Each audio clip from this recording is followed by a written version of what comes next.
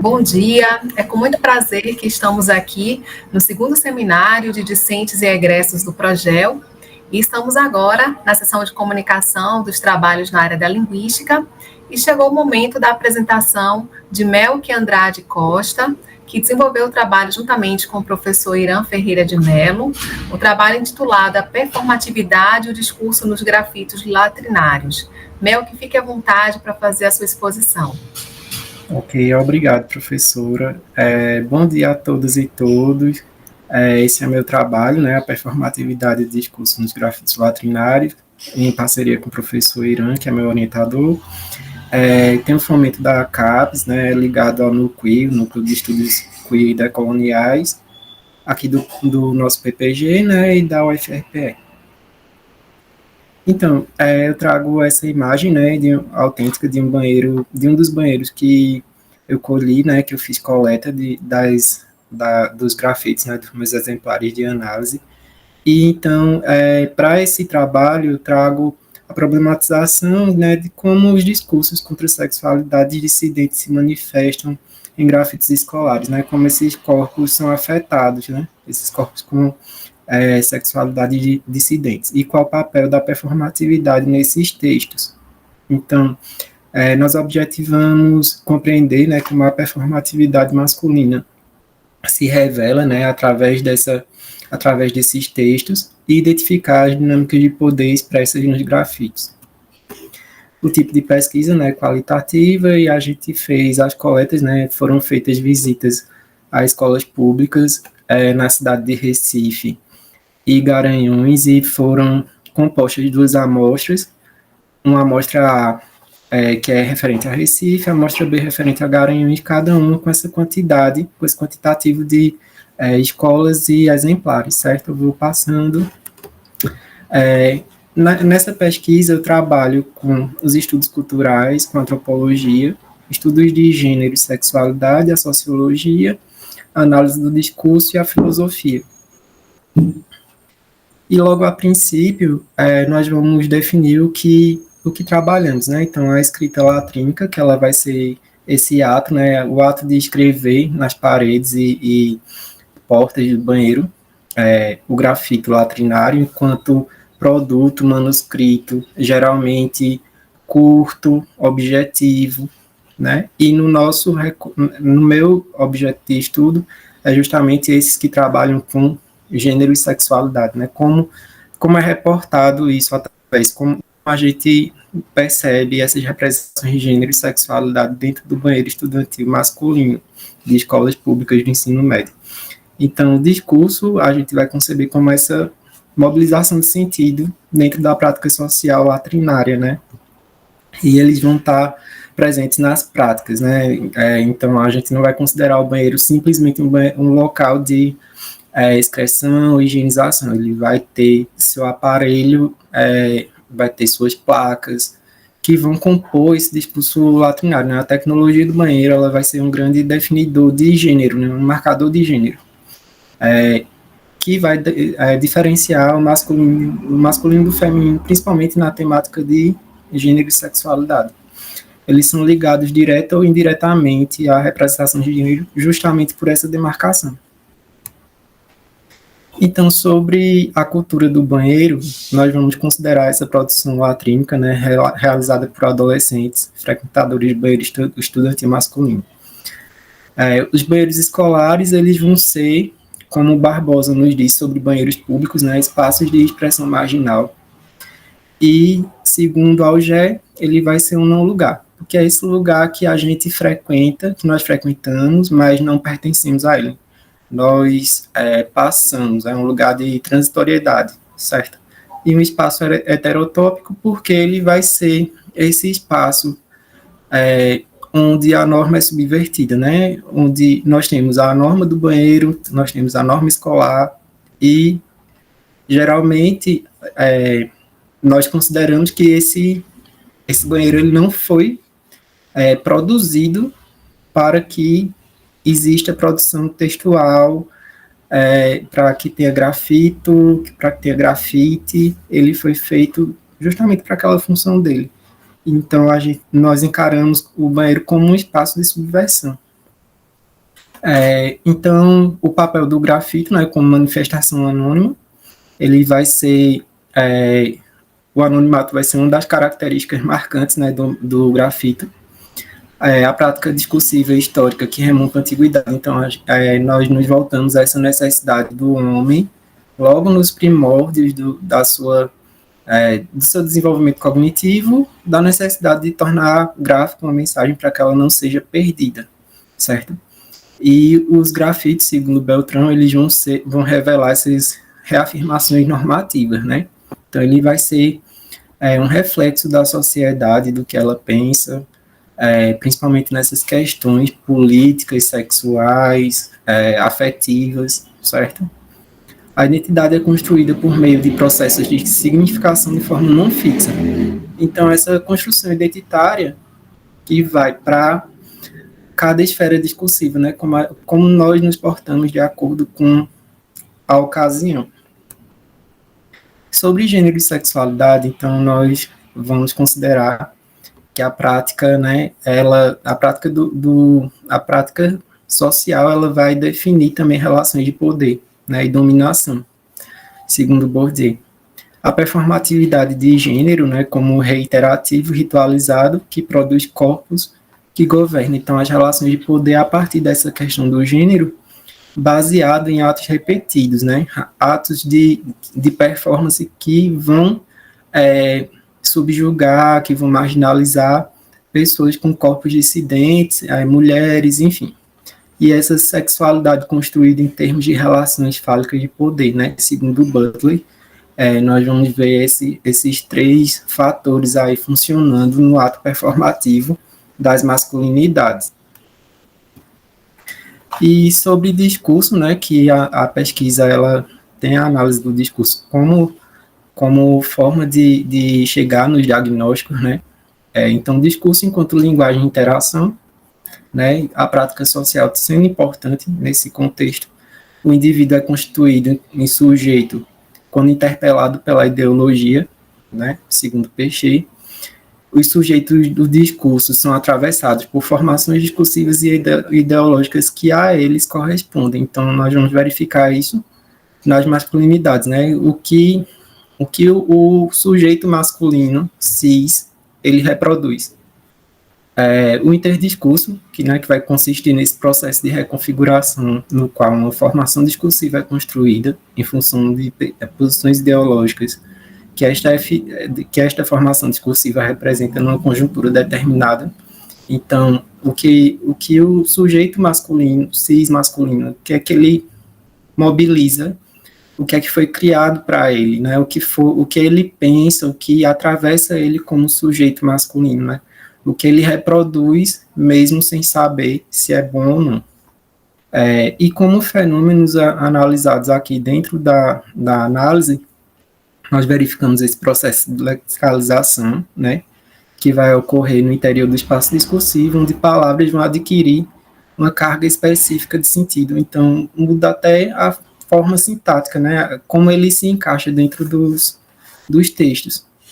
E os deslocamentos de sentido, né? Que, de acordo com o contexto, algumas palavras elas vão carregar uma carga semântica diferente, né? A polissemia, né? Que a gente pode ver nos textos. Como análise, né? Nós nos propusemos a trazer 4 exemplares do corpus. E aí eu começo pelo A105, né, que é essa abreviatura, né, VSFD, que é uma abreviatura para vá se foder, né, que na caracterização ele vai entrar como degradação pessoal, mas quando analisamos mais a fundo esse enunciado, dentro do contexto do banheiro, então vá se foder, ele utiliza esse verbo, né, foder, que é similar, que lembra o verbo transar, mas que na sua carga semântica ele não vai ser tão agradável assim, dependendo de como se encara, né? Porque vai denotar agressividade no contexto do insulto, né? Da forma insultuosa com a qual ele é veiculado, então ele vai indicar certas práticas que não são heteronormativas, né, que, no caso, sempre se utiliza essa questão da homoafetividade, das práticas homoafetivas como insulto, como algo indigno, marginalizado, então vai se fuder, vai remeter a essa relação da homoafetividade do sexo anal como um objeto, como uma forma de infligir dor, né, de dominação. O exemplar 107 pau no cu de quem está lendo, então vai ter esse fator inusitado aí de provocar o leitor, e de insultar o leitor, né? O usuário do banheiro ele vai se sentir insultado pelo teor discursivo, então a gente vai ver a representação fálica, né? Por meio da palavra pau, que vai ser lexicalizada, então ela não vai ter um deslizamento de sentido na realidade, porque pau, na realidade, é uma palavra que, na sua carga semântica, ela vai para madeira, galho, objetos assim, né, de madeira, né, na realidade. E quando se coloca, né, no sentido da frase, ele vai, então, adquirir a carga semântica do pênis, né, como é colocado, pica, rola, sempre numa linguagem que vai ser subvertida, e por ser subvertida, ela vai se tornar vulgar ou chula dentro desse contexto. E a gente vai verificar, né, a representação sexual da genitália masculina e do ânus, né? O ânus sempre, essa questão da dor ou da violência, né? Da violência simbólica que Bourdieu vai nos dizer. Nos exemplares B1.15 e B1.16, né? Então, o B1.15 vai ser basicamente a mesma forma de análise do exemplar anterior, pau no cu, né? Representação sexual da genitália masculina e do ânus, né? Nesse sentido também da relação fálica do objeto perfurante, de provocar a dor, né? Como nós podemos ver. O exemplar B1.16, então, Moisés, viado, filho da puta, corno, e teve uma tentativa de apagamento com outro escrito, né, feito com corretivo. Então, nós verificamos aqui o fenômeno, né, do deslizamento de sentido, no sentido de que a palavra viado ela não corresponde ao sentido original, né, do sujeito homossexual. Nós podemos ver, pronto, na pesquisa do professor Irã, no que ele trabalha com linguística queer, a gente vai verificar que essa parte de simulacro discursivo, né, quando uma palavra ela é incorporada por uma esfera discursiva, né, no caso a esfera homossexual, e aquela carga ela deixa de ser agressiva para, na realidade, ser um tratamento entre si que vai denotar amizade, intimidade, enfim, ela vai perder aquela carga agressiva.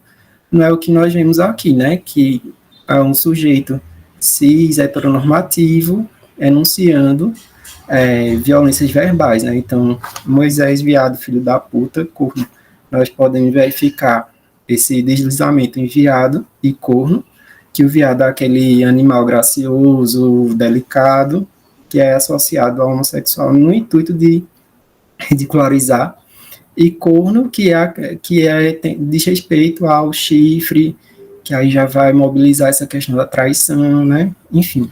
E filho da puta, que vai ser um interdiscurso misógino, né? Aí que a gente vai ver a questão da mulher sendo retratada, né? Da mãe sendo retratada como uma figura depreciativa, né? De uma forma depreciativa. Então, atribuindo esse valor à pessoa que, no caso Moisés, né? Como filho de alguém impuro, né? Enfim. E como conclusões finais, nós vamos verificar que a performatividade de gênero, né? Ela vai se dar no banheiro enquanto um espaço de tensão, nunca de harmonia. O banheiro ele vai revelar problemáticas sociais, né, e a contestação da norma, independente de ser algo bom ou ruim, ela vai acontecer, essa contestação. A repetição discursiva como um ato performativo, então algumas palavras, alguns léxicos vão se repetir e nós vamos verificar isso como problemático e como um ato de autodeclaração de gênero, né? A masculinidade se mostrando, se reafirmando.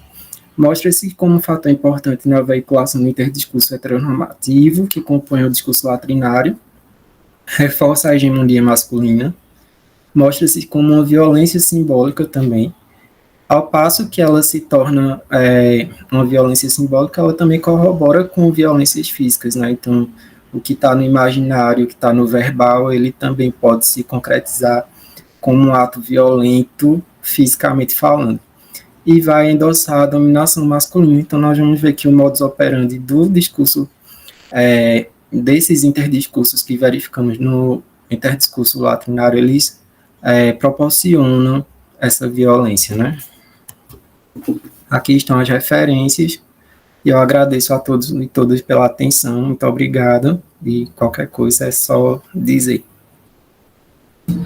Muito obrigada, Melk, parabéns pelo excelente trabalho, parabéns a você, parabéns ao professor Irã, um trabalho muito interessante e que mostra realmente essa questão da performatividade e também de como existem variantes, não é, para as denominações que estão cunhadas nas latrinas e nos banheiros, não é?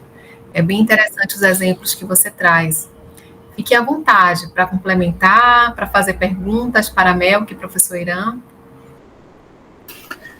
Marcela, eu queria aproveitar esse momento para dizer da minha alegria de compartilhar essa fase da vida acadêmica de Melk com ele nessa pesquisa, de ser esse interlocutor tão próximo que é o orientador, porque Melk tem me ensinado todos os dias como ser disciplinado em relação à pesquisa, como se voltar para a vida acadêmica com afeto e com responsabilidade. Então, eu queria fazer esse registro aqui, já que estamos num seminário de compartilhamento de pesquisas do Progel, da minha admiração por Melk como pesquisador, como estudante.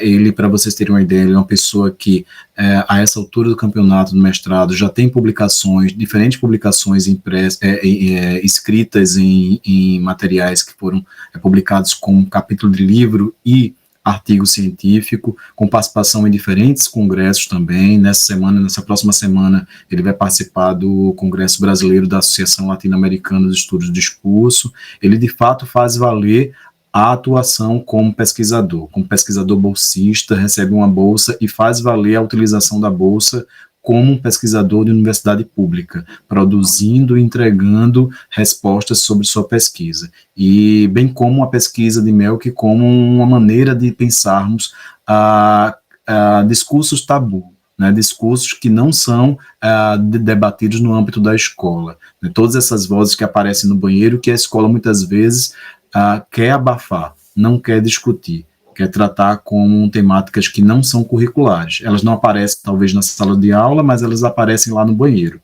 E aí, o que é que a gente faz com isso? Então, Melk coloca o dedo nessa ferida e vocaliza isso no âmbito de uma linguística de discurso. Então, para mim é uma alegria muito grande e quero registrar essa felicidade, esse prazer em acompanhar essa pesquisa. Maravilha, Irã. Parabéns, Melk, viu? Por sua dedicação à pesquisa, pelo seu trabalho também. Eu acho que a Valdemar também levantou a mão, acho que ele quer falar. Porque depois que eu já conheço o trabalho de Melk de outros patavares, né, que ele já apresentou, e eu acho muito interessante também essa parte quando ele vai fazer essa análise do suporte da porta do banheiro, da cerâmica. Mas eu fiquei aqui pensando, porque da primeira vez que Melk apresentou esse trabalho, eu passei a ser outra pessoa dentro dos banheiros, né, analisando as paredes, as portas. E eu fiquei questionando se Melk, assim, agora me veio na cabeça, se Melk já tentou, porque às vezes as pessoas deixam até um rastro, né, não sei assim, eu sou essa pessoa, aqui está meu número, aqui está meu arroba. Se Melk já tentou entrar em contato e fazer uma análise diretamente com esses sujeitos, se já identificou alguns, se já teve experiência de diálogo, porque também, como é uma literatura de subversão, ela também pode ser uma forma de protesto, e tem muitas outras leituras por trás desse sujeito que, às vezes, encontra na porta do banheiro, na cerâmica do banheiro, uma maneira de ser escutado, porque às vezes em casa não é, na escola não é, com o amigo não é, e aí se torna confidente a porta, a cerâmica, um material que serve para lhe dar voz. E aí eu queria saber de Melk se ele já teve essa experiência, ou se ele pensa fazer algum desdobramento, de identificar essas pessoas para uma conversa, não sei, no sentido de trazer mais para perto da pesquisa esses sujeitos.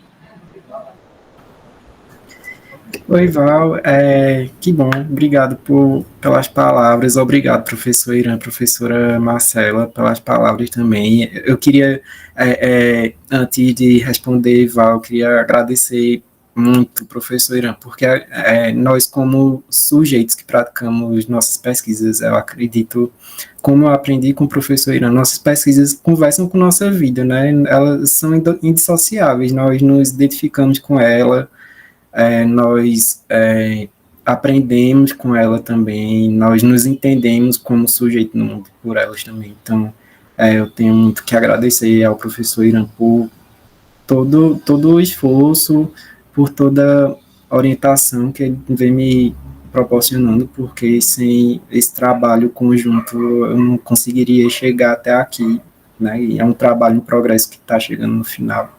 Então, eu queria agradecer. Eu acho que é importante demais eu fazer essa fala. E sobre Val, então, Val, essa questão, né? Eu acredito que é um caminho muito bom. Eu já tive um contato com essa parte, assim, no meu TCC eu trabalho com grafitos feitos em carteiras escolares, né? Que foi uma pesquisa decorrente da minha experiência com o estágio supervisionado obrigatório, né, na graduação de letras. Então, foi o meu primeiro contato com a sala de aula e, a princípio, o primeiro grafito que eu identifiquei foi um pedido de socorro, né, foi uma pessoa vocalizando sua dor, dizendo que é uma falha, que se sente mal na sua existência, que enfim, a gente percebe isso, né? Então, foi um dos exemplares que mais me tocaram, foi essa questão da vocalização das dores emocionais, né, dos discentes. Então, para mim foi muito importante. Eu acho que é um caminho a seguir mais adiante. Mas, nesse momento, né, por definição, né, de objeto de pesquisa, e também por ser algo que conversa com a minha existência, né, eu como pessoa com orientação sexual dissidente também, isso é muito importante para mim, para estudar, e é onde eu pretendo terminar agora meu trabalho, mas eu não descarto não a possibilidade de trabalhar. Eu não sei o processo, como seria um processo de abordagem com esses produtores, né, com essas pessoas que elaboraram os textos, mas pode ser uma possibilidade também para o futuro, enfim. Porque por ser um texto corriqueiro, né, por ter esse caráter meio efêmero, né, a gente não consegue encontrar bem o autor, né, a pessoa, o redator daquele texto, é meio complicado de encontrar, por ser um texto anônimo também, muitas vezes fica complicado, mas eu acho que na parte de sensibilização, né, porque é um tema muito delicado, na parte da sensibilização, no projeto mais extensivo da minha dissertação, que eu pretendo elaborar algum material mais para adiante. Eu acredito que algumas ações podem ser tomadas nesse sentido, né, de conscientizar, de proporcionar um ambiente acolhedor, né. Eu ainda não sou professor de sala de aula, né? Eu sou só o pesquisador aqui, o que já me demanda muito tempo e energia, mas quando eu entrar numa sala de aula mais adiante, com certeza vai ser uma das coisas que eu vou colocar em prática. E antes de entrar na sala de aula, eu já pretendo fazer algo de bom, né? Algo que faça valer o papel social da minha pesquisa.